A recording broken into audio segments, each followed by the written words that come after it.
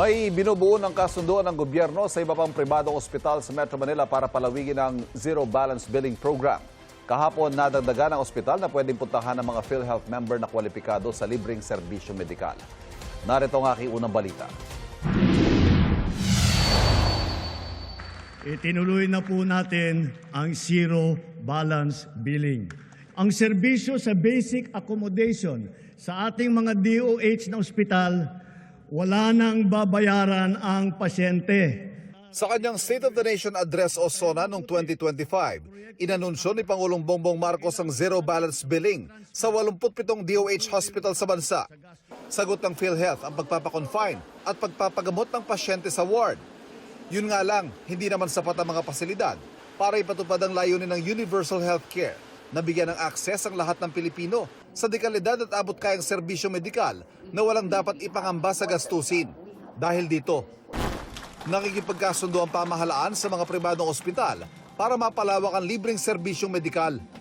Lumagda ang PhilHealth at St. Luke's Medical Center Global City ng kasunduan para sa no balance billing. Malinaw ang ating hangarin. Hindi dapat maging hadlang ang kakulangan sa pera para makakuha ng kinakailangan atensyong medikal. Sa ilalim ng kasunduan, maglalaan ang St. Luke's ng 53 beds para sa mga PhilHealth member na kwalipikado sa serbisyo medikal. Tinutulungan po tayo ng St. Luke's na makapag-serve ng mas maraming patient na hindi po sila kailangan magdagdag bayad. Halimbawa, bago pa itong permahang ito, umabot raw sa 55 ina ang nanganak ng libre sa kanilang ospital sa ilalim ng no balance billing system ng PhilHealth.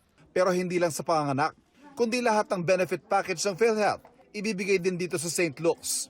Dahil limitado lang ang mga nakalaang hospital beds, sasalain muna kung sino mabibigyang prioridad dito.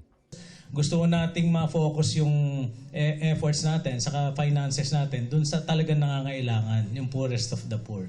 Eventually, siguro gagawa ng paraan ng PhilHealth na lahat tayo na PhilHealth member, libre na lang.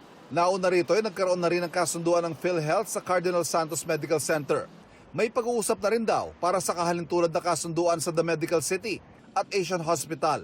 Hindi natin ma-deliver itong universal healthcare kung walang partisipasyon ang private sector. Paparamihin pa natin yan para lahat na talaga ng ating mga facilities, healthcare facilities ay kasama na sa mga programa natin para kahit na hindi lang yung mga may kaya ang makakapunta sa ating mga private hospital. Ito ang unang balita. Ivan Mayrina, GMA News.